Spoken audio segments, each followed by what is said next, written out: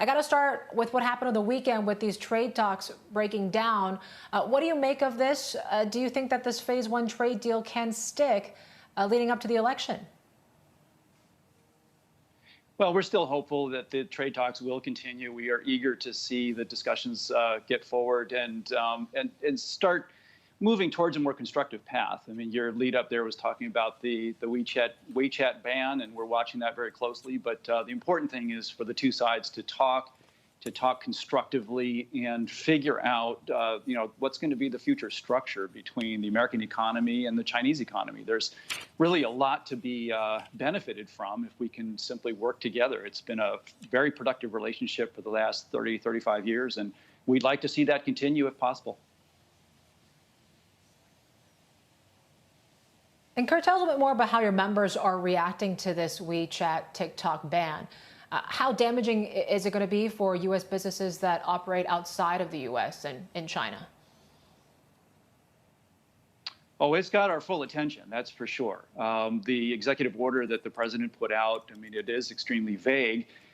So, one reading of it would be that it would simply be a defensive measure to protect American consumers in terms of protecting their data, and would not affect American companies that are operating overseas. That would be one reading of the executive order, and that's certainly possible.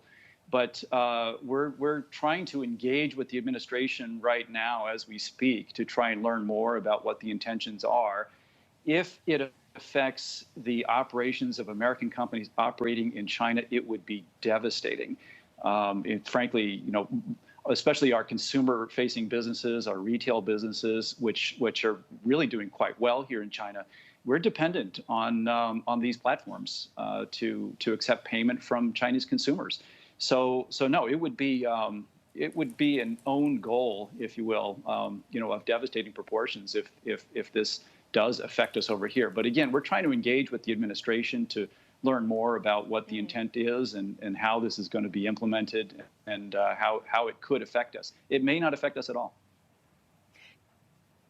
Kara, it's Juliet in Singapore. I wanted to ask you in terms of how much dialogue you're actually having there with the Trump administration. You're saying you're trying to interact with them. What sort of level are you at there with those talks? And I guess the other thing is that the election can change this relationship too if we see a Biden White House.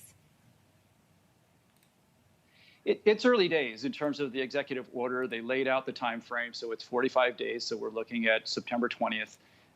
At this point, it seems that the administration is basically having more internal discussions. But these are groups that we're very familiar with. We visit Washington, D.C.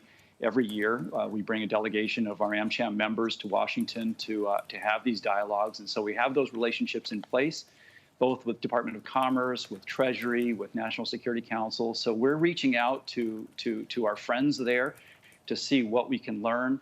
We're at early days, but we don't want to wait until September 19th to find out what's going to happen on September 20th.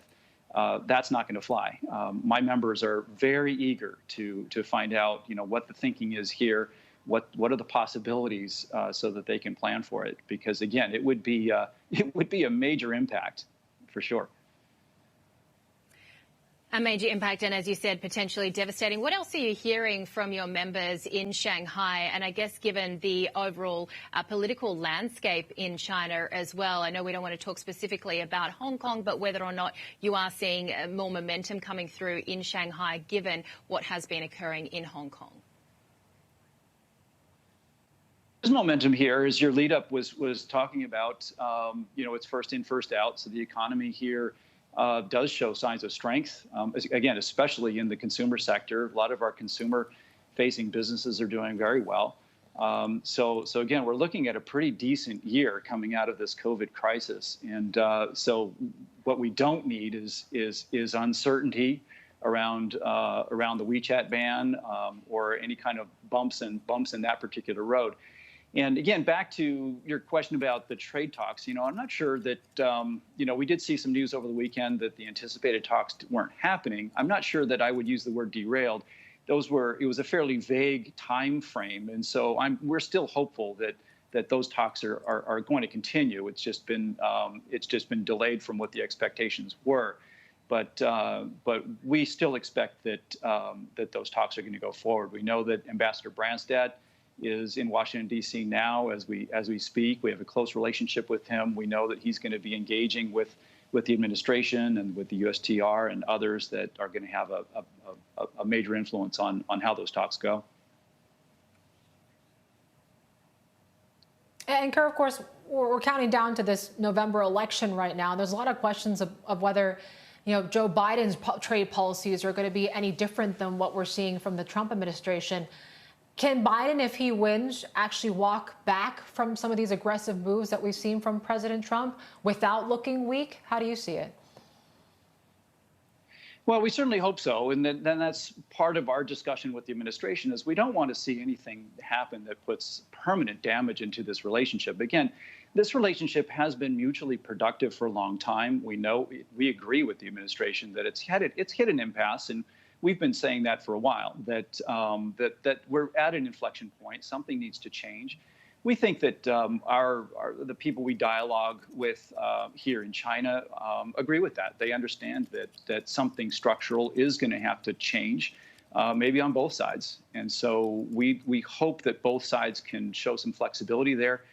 As far as the Democrats and Republicans, and whether a Biden administration would be much different from a Trump administration, certain things are going to stay the same. Other things will definitely change. A firm position towards China and some requirements for a shift structurally, that is going to be the same. The how is probably going to be a lot different. In other words, the what will probably stay the same. The how is probably going to be much different. The Vice President Biden has a history of working much more in multilateral frameworks. The Trump administration does not. That's been his philosophy. Also, the way that he goes into these dialogues, I think the two men are very different in how they approach trade talks and how they would approach China. But I think both would certainly be continue to be tough going forward.